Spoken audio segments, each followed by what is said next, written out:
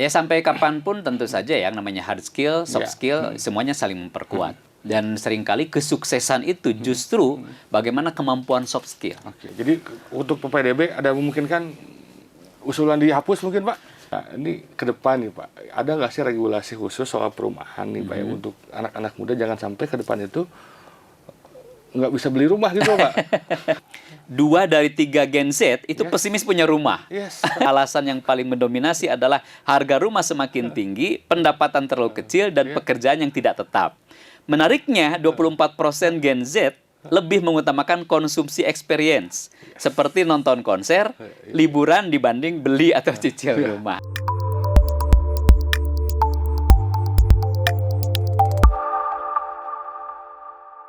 Halo Tribuners, jumpa lagi dengan saya Mega Nugraha. Kali ini kami kedatangan Ketua DPRD Kota Bandung, Kang Asep Mulyadi, akrab disapa Kang Asmul. Kang Asmul ini sekarang hasil pemilu 2024 kemarin adalah terpilih sebagai anggota DPRD dan kemudian sekarang menjabat sebagai Ketua DPRD Kota Bandung. Selamat pagi Kang Asep, sehat? Selamat pagi Kang Mega, terima kasih nih diundang ke Seger, Tribun. Pak. Alhamdulillah hari ini harus bahagia ya, penuh optimisme ke depan.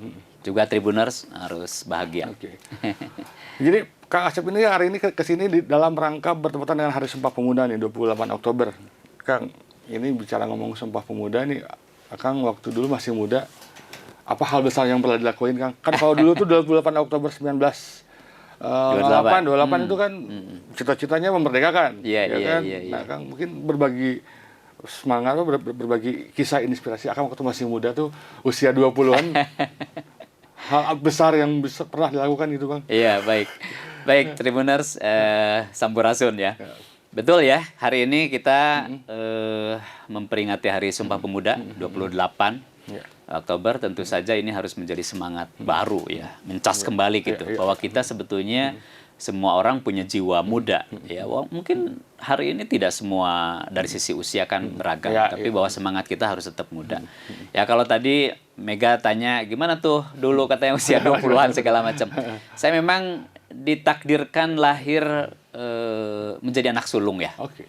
Dan anak sulung itu terdorong untuk lebih punya tanggung jawab dan sebagainya. Dan saya sejak SMP itu aktif di organisasi.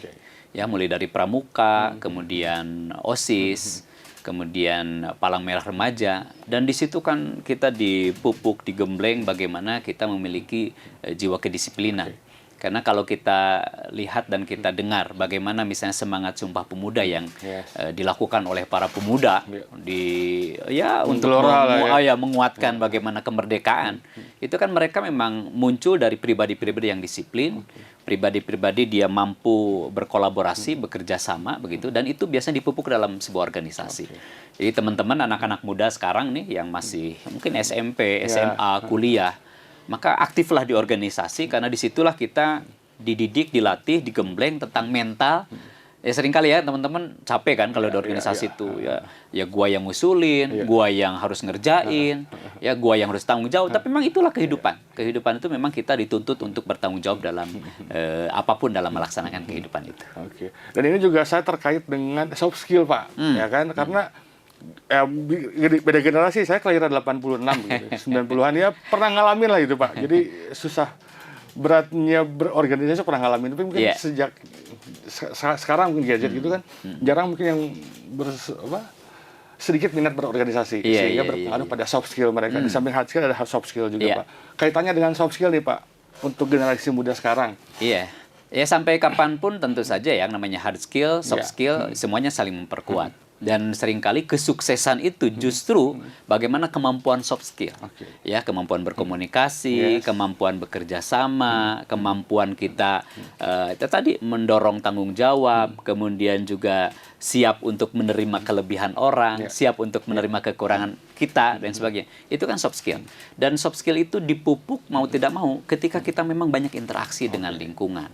Ya, makanya peran keluarga itu juga penting. Yes. Ya, peran keluarga bagaimana mendidik anak-anaknya, kemudian sikap orang tua kepada anaknya. Kan begini, kadang-kadang ketika orang tuanya terlalu keras kepada anaknya, itu juga bisa melahirkan anak-anak yang mungkin agak beda dengan orang tua yang lembut misalnya kepada anak-anaknya. Nah ini kalau tadi tanya tentang soft skill dan sebagainya, hari ini betul ya, kita di dunia digital dan memang seringkali interaksi antar orang itu jadi berkurang. Jadi betul. orang silaturahim cukup hanya lewat media maya, dunia maya dan sebagainya. Tapi tetap bahwa hubungan antar personal, ketemu langsung ini seringkali itu menjadi hal-hal penting untuk menguatkan soft skill itu. Makanya ya anak-anak muda senang nongkrong, senang ketemu, senang kongko itu penting juga karena di situ asal apa yang dilakukan itu hal-hal yang positif, saya pikir itu justru akan menguatkan soft skill kita. Oke, terakhir Pak soal Sumpah Pemudanya bahwa kaitan Sumpah Pemuda dengan pengembangan soft skill pemuda di masa depan itu sangat relate sekali ya Pak. Sangat relate sekali ya. Kita tahu di zaman-zaman sebelum kemerdekaan kan pasti suasana berbeda dengan sekarang. Sangat berbeda sekarang. Akses kepada informasi, akses kepada perekonomian pasti beda banget. Tapi bagaimana para pemuda ya dengan penuh semangat baik di Kongres 1 maupun Kongres 2, mereka kan punya semangat jiwa yang luar biasa. Mereka sudah berpikir masa depan, berpikir bagaimana Indonesia ini merdeka, bagaimana mereka punya harapan bahwa Indonesia itu satu, punya tanah air satu, punya bahasa satu, bangsa satu, luar biasa. Dan ini harus menjadi pelajaran buat kita bahwa hari ini di era teknologi, di era digital, di mana akses informasi semakin kuat, justru kita harus makin memiliki jiwa semangat yang dimiliki oleh para pemuda dulu ketika Kongres Pemuda 1 maupun Kongres Pemuda 2. Ya, kalau mun baheula mah janjian Pak ayeuna teu kudu WhatsApp-an ya Pak ya, tinggal datang ke tempat dan datang. Betul. Ayeuna mah berarti kudu WhatsApp dulu Pak, kudu chat-an dulu gitu. Akhirnya Pak OTW. Oh, tungguan 3 jam kemudian. Gitu. Pak, ini mau apresiasi, mau bilang ucapan terima kasih selamat juga nih buat Bapak jadi ketua DPRD Kota Bandung. Jadi ketua DPRD Kota Bandung yang penduduknya sekitar 3 juta, hampir 3 juta ya Pak? 2,5 juta lebih. 2,5 juta lebih Pak. Ketika terlibat dalam mengurus daerah dengan penduduk 2,8 juta Pak. Sengah tuh sih Pak. Beratnya sih Pak. Ya, itulah hidup ya. Hidup ini memang di dalam ada amanah yang harus kita tanggung. Bahkan ketika kita lahir pun ada amanah yang harus kita tanggung. Harus dipertanggungjawabkan. Bahkan ketika kita tumbuh dewasa, kita sebagai anak, kita juga ada tanggung jawab sebagai anak. Kita tumbuh menikah, ada tanggung jawab sebagai suami.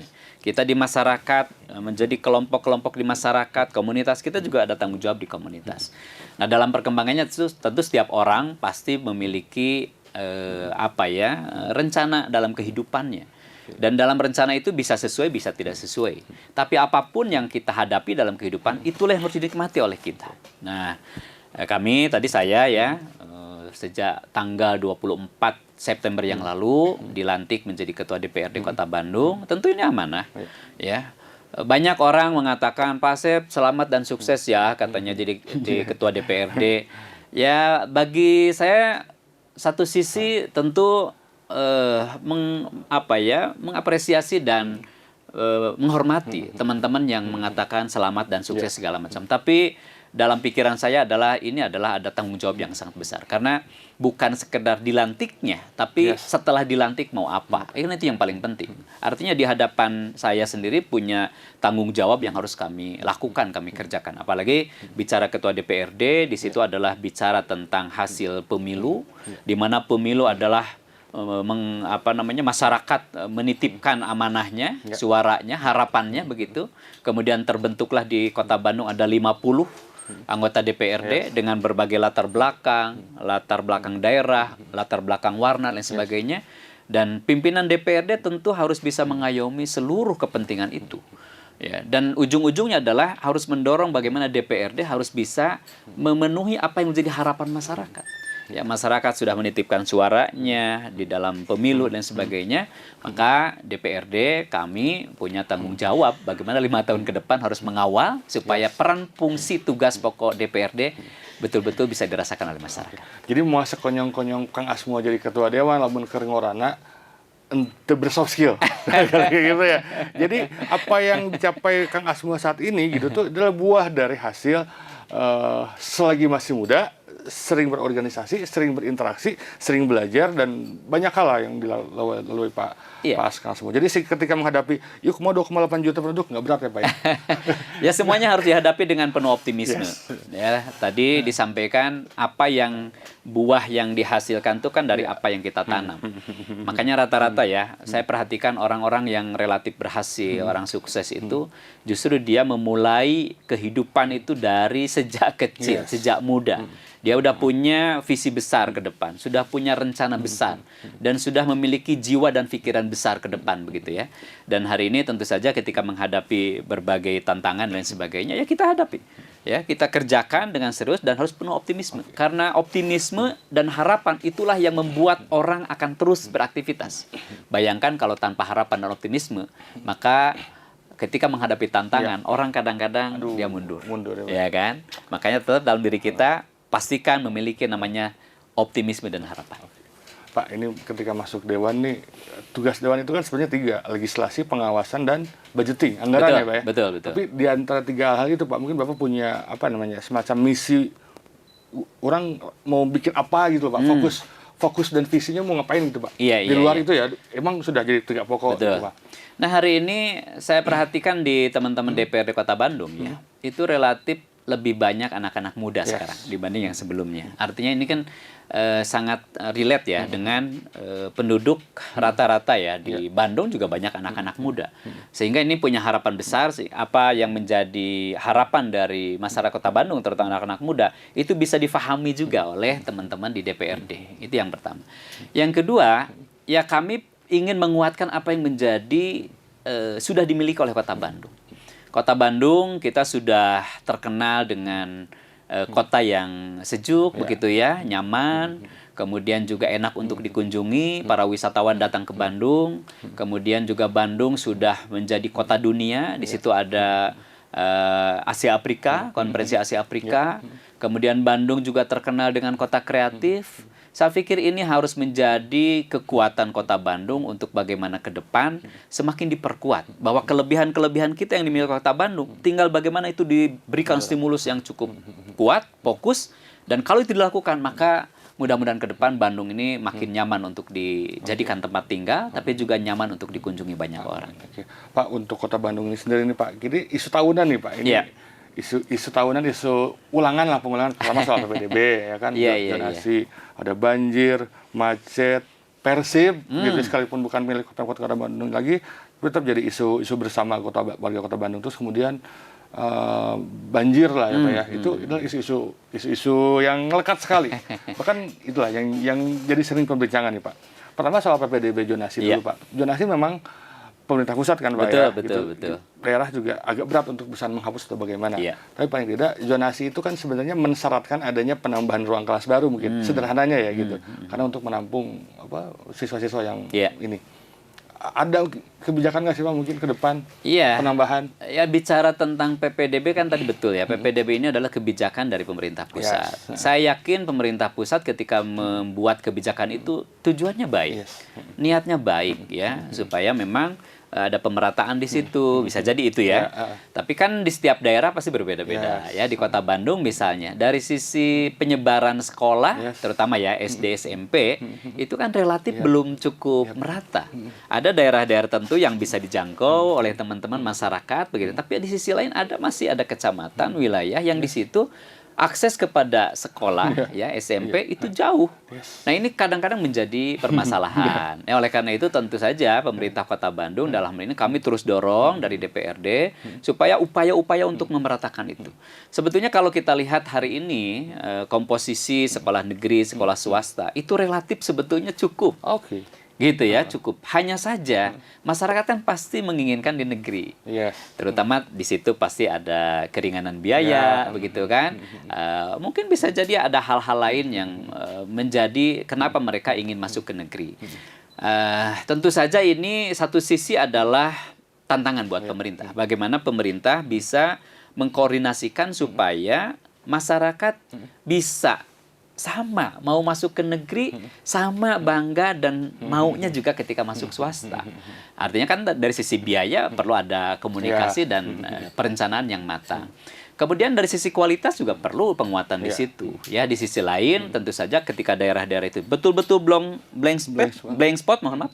Kalau di wilayah itu blank spot, mau tidak mau maka pemerintah harus menyiapkan lagi di situ sekolah-sekolah yang bisa menampung dari masyarakat untuk bisa Ada rencana ke sana, Pak? Oh, tentu. Ada. Karena Penambahan sekolah baru misalkan? SMP baru bisa, ya? iya. Bahkan dari kajian-kajian pemerintah Kota Bandung, itu kalau kita mau full, ya kita fasilitasi sekolah itu sesuai dengan apa yang menjadi harapan, itu butuh cukup lama waktunya. Betul. Nah, kita kan ya bertahap aja lah. Apa yang bisa kita lakukan hari ini, setiap tahun gitu. Coba setiap 5 tahun kita buatkan pertumbuhan sekolah, walaupun sekali lagi pembangunan sekolah negeri juga jangan sampai mematikan sekolah swasta.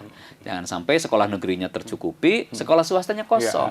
Karena itu juga jadi kendala juga. Jadi mungkin kan nggak sih Pak, misalkan siswa yang nggak lolos PPDB karena zonasi, dia masuk swasta, tapi dia mendapatkan fasilitas minimal setengah dari program siswa yang didapatkan siswa ketika di SMP negeri, seperti misalkan SPP gitu, misalkan ada subsidi dari APBD Kota Bandung untuk membantu siswa yang sekolah di swasta gitu loh, Pak. Oh, sampai sekarang masih ada. Jadi pemerintah mengeluarkan yang namanya program untuk RMP, ya, rawan melanjutkan pendidikan. Artinya bagi masyarakat yang memang masuk kategori RMP, sebetulnya ketika masuk nanti ke swasta pun itu mendapatkan bantuan dari pemerintah kota, khususnya ya, untuk tingkat SD dan SMP.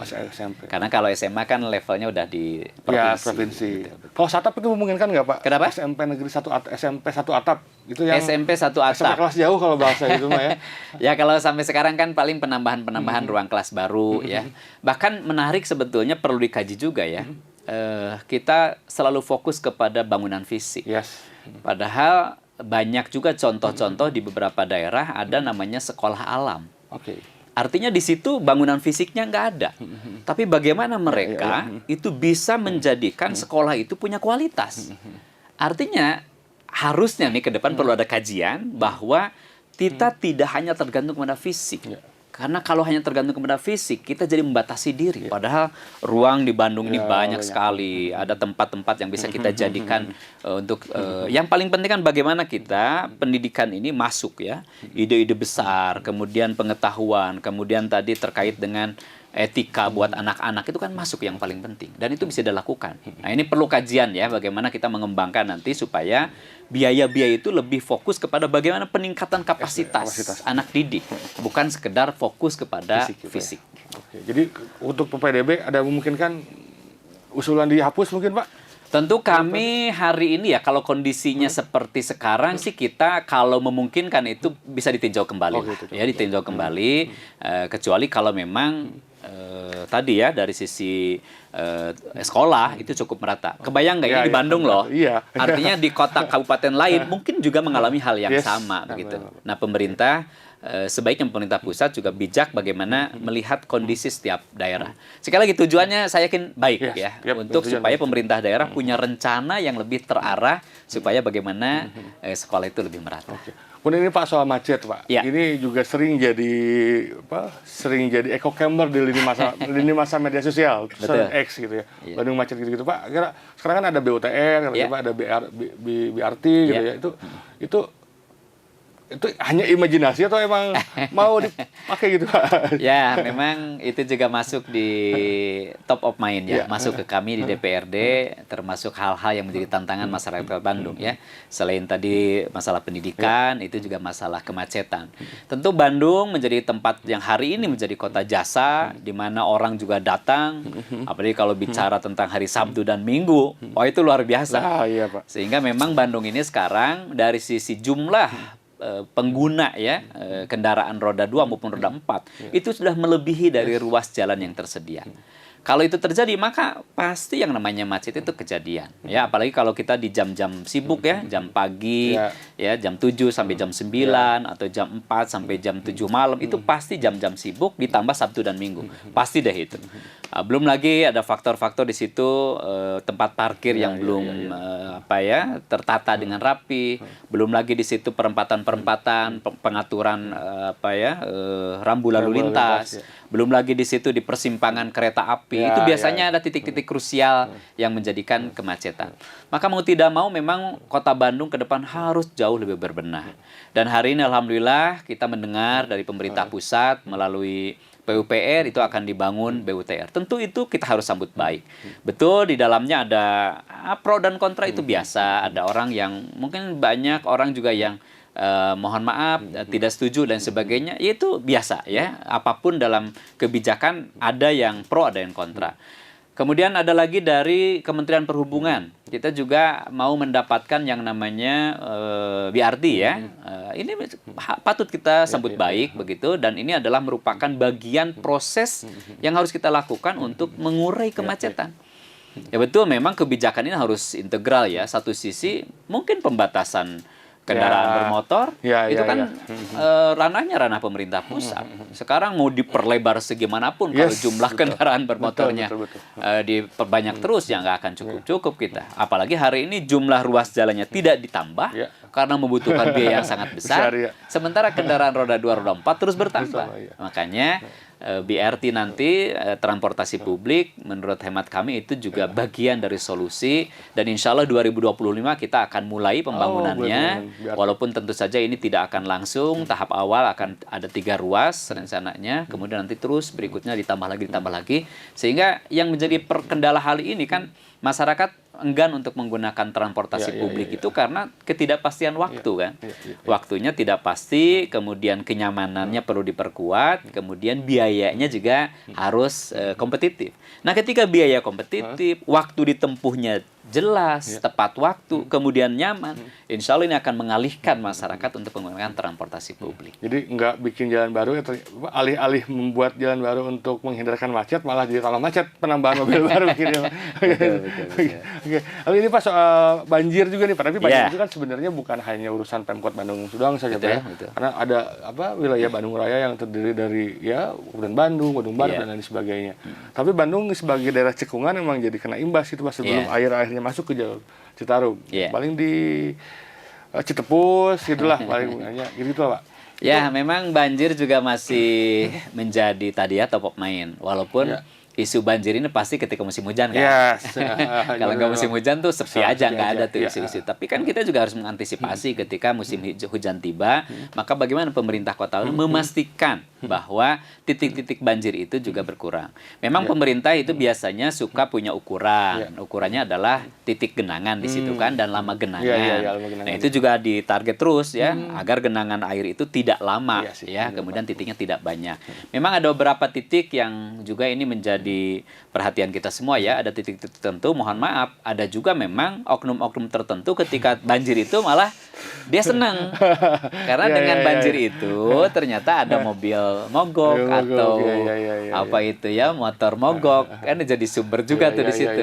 Ya mohon maaf, ini juga ada oknum yang tentu saja ini harus dihindari ya oleh kita semuanya. Dan saya yakin masyarakat Kota Bandung yang sangat cinta dengan kotanya tuh nggak akan melakukan apa penutupan tuh lubang-lubang air segala macam, nggak akan ya. Oleh karena itu tentu saja ini harus ada perencanaan yang lebih baik ke depan. Makanya kami juga mendorong ya bagaimana penguatan infrastruktur di Kota Bandung ini harus dikuatkan. Tadi misalnya ketika kita bicara ada rencana di pemerintah pusat, ada BUTR, kemudian BRT, kan kita pemerintah Kota Bandung harus menyiapkan tuh aspek-aspek lain ya, misalnya feedernya mau seperti apa dan sebagainya. Maka infrastruktur di perhubungan misalnya di dinas lalu lintas segala macam ini juga penting untuk dikuatkan. Retensi ada nggak sih Pak, rencana retensi? Ya tentu setiap sekarang juga alhamdulillah pemerintah sudah menyiapkan tuh kolam-kolam retensi segala macam. Itu kan bagian untuk mengurangi ya, untuk menyerap juga air dan sebagainya. Saya pikir ini juga bagian upaya pemerintah untuk mengurangi. Baru ada di Andir kalau nggak salah Pak ya kan? Ada beberapa titik ya. Titik di Andir. Oke. Ini Pak, ini perumahan juga nih, sektor perumahan. Nah, saya menarik nih perumahan. Ini menarik Pak. Ini kemarin saya baca berita di Jakarta, milenial Jakarta, milenial Jakarta seberapapun gaji mereka yang besar, ada 30 juta, 40 juta. Tapi kalau misalkan ternyata harga tanahnya naik, itu susah ngejangkau Pak.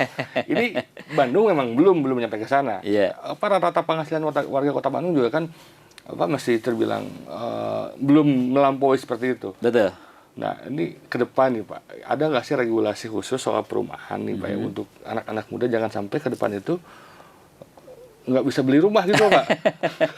Gitu. Betul. Dan rata-rata itu yang pertama, masalah Ya, pertama. Masalah oke. kedua, ketika penambahan jumlah penduduk yang banyak itu kan Ya. meniscayakan ketersediaan lahan. Ya nggak? Ketersediaan lahan seperti yang terjadi sekarang semuanya berlari ke wilayah Gede Bage, Ciwasa dan lain sebagainya. Sedangkan di sana masih daerah resapan ataupun ada yang lari ke utara. Iya. Itu berpengaruh juga terhadap faktor lingkungan, Iya, Pak. iya. Ini Menarik nih ya. Complicated. Saya bahkan di survei terakhir ya itu 2 dari 3 Gen Z itu pesimis punya rumah. yes. 2 dari 3 Gen Z itu pesimis rumahnya. Jadi kondisi ekonomi itu sedang kurang stabil dan harga properti kan kian naik gitu kan. Sisi lain tidak ada kenaikan pendapatan yang signifikan. Yes. Jadi 2 dari 3 Gen Z nih ya saya bacain. 2 dari 3 Gen Z pesimis tidak bisa membeli rumah pertama dalam 3 tahun ke depan. Alasan yang paling mendominasi adalah harga rumah semakin tinggi, pendapatan terlalu kecil, dan pekerjaan yang tidak tetap. Menariknya 24% Gen Z lebih mengutamakan konsumsi experience seperti nonton konser, liburan dibanding beli atau cicil rumah. Nah ini menarik nih ya. Minum dulu Pak. Haus itu kalau dengar fakta itu Pak, beli semuanya dulu Pak. Nah, tentu semakin besar kan. Ini ke depan penduduk pasti semakin besar. Sementara kebutuhan rumah juga pasti akan semakin besar. Tapi sisi lain ada lingkungan yang harus kita jaga. Makanya memang sudah saatnya ke depan ya khususnya di pemerintah Kota Bandung di Kota Bandung ini harus sudah mulai dipikirkan bagaimana kita itu rumahnya vertikal. Nah memang di masyarakat kita ya termasuk saya nih kadang-kadang kalau punya rumah tegaduh tanah, nggak punya tanah asa teu boga imah gitu ya. Jadi kalau kita punya rumah tidak ada halaman teh kayak tidak punya rumah gitu. Padahal yang paling penting kan rumah itu bagaimana untuk menjadi tempat ya tinggal nyaman yang paling penting kan di situ. Dan rumah vertikal itu satu sisi kelebihannya adalah di situ pasti akan lebih banyak nampung masyarakat. Kemudian harga pasti lebih terjangkau.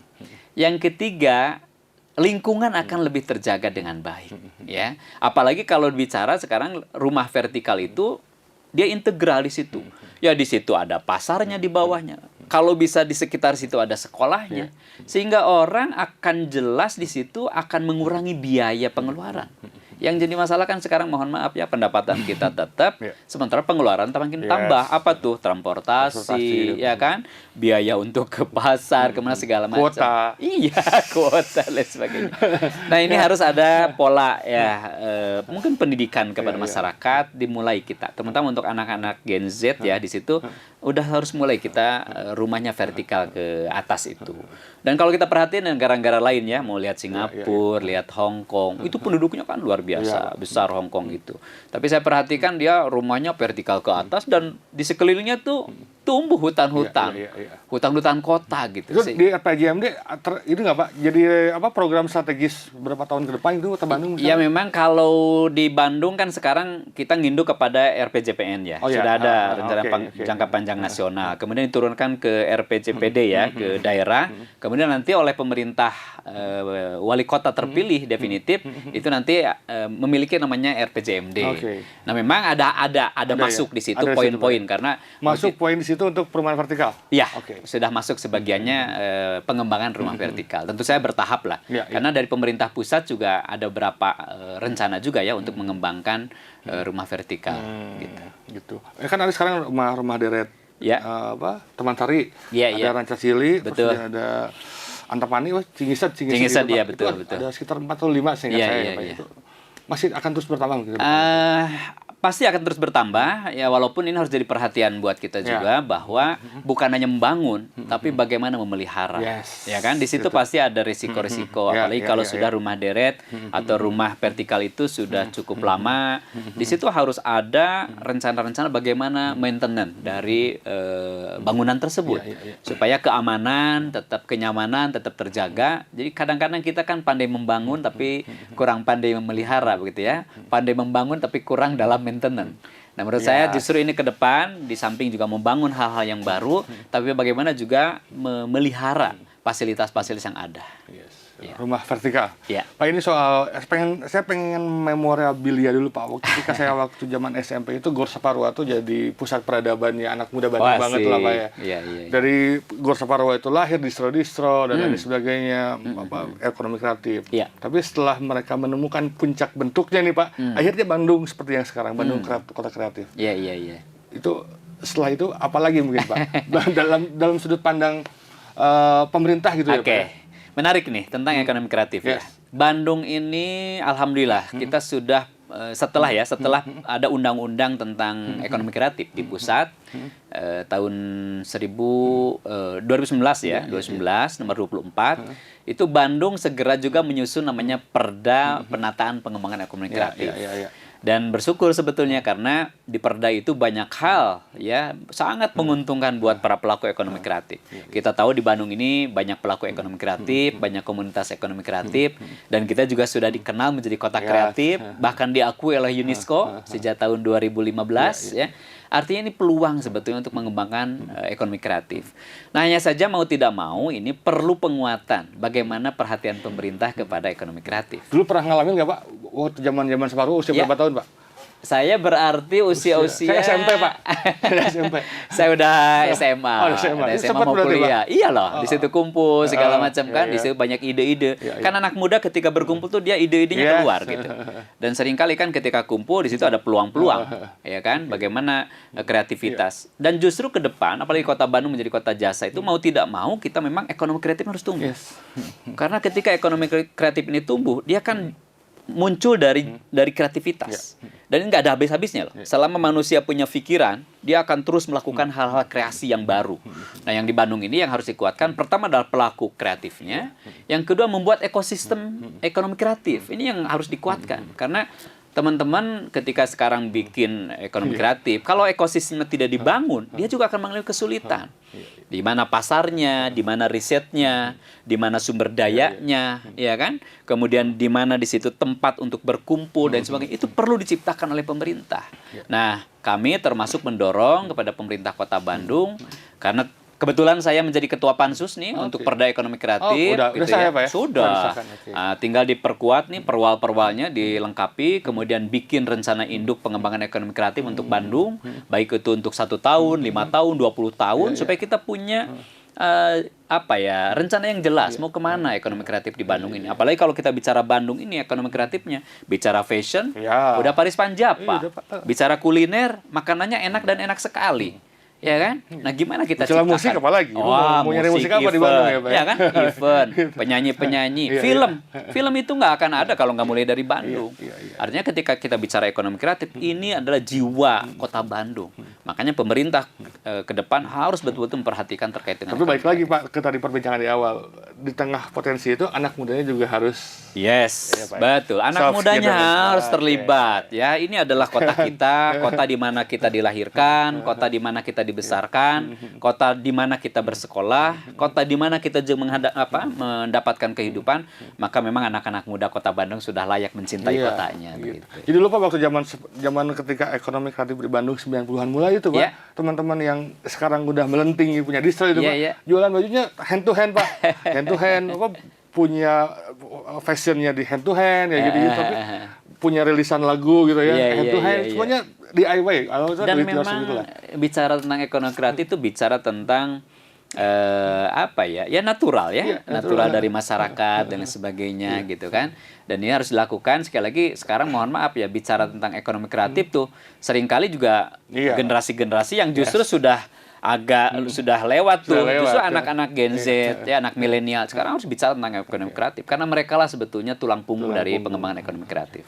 Pak, terakhir Pak soal Kota Bandung dengan segala dinamikanya Pak. Di sana bicara Kota Bandung bicara ada hak dan kewajiban. Ada hak warga warga Kota Bandung, ada kewajiban warga Kota Bandung. Nah, untuk menuju Kota Bandung yang dicita-citakan bersama nih Pak, kira-kira harapan Bapak sebagai di DPRD apa sih harusnya Kota Bandung? Ya, semangat Sumpah Pemuda ya. Bagaimana Sumpah Pemuda diinisiasi oleh anak-anak muda ya, punya semangat persatuan, memiliki juga semangat mencintai negara, bangsanya sendiri dan sebagainya. Maka mau tidak mau memang anak-anak muda terutama di Kota Bandung nih pertama adalah harus menciptakan bagaimana kebersamaan.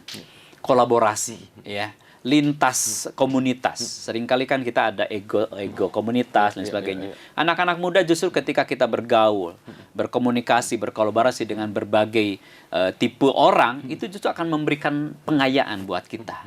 Dan dari manapun teman-teman asalnya, dari manapun teman-teman latar belakangnya, kemudian latar belakang ekonomi sosial, kalau kita satu bahwa ini adalah kota kita, kota yang layak kita cintai, maka itu akan menjadi penguat bahwa kita adalah memiliki semangat Sumpah Pemuda tadi.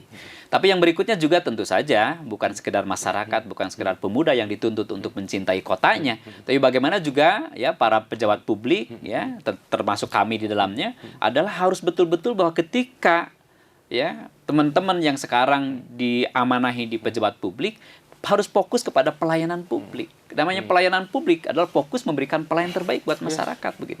Kalau itu dilakukan, maka akan terjadi tadi kolaborasi, ya, masyarakatnya guyup, kerjasama, gotong royong, pemerintahnya juga punya perhatian, punya kasih sayang kepada masyarakatnya, maka tidak ada yang tidak mungkin bahwa Bandung akan menjadi kota yang terbaik di masa yang akan datang.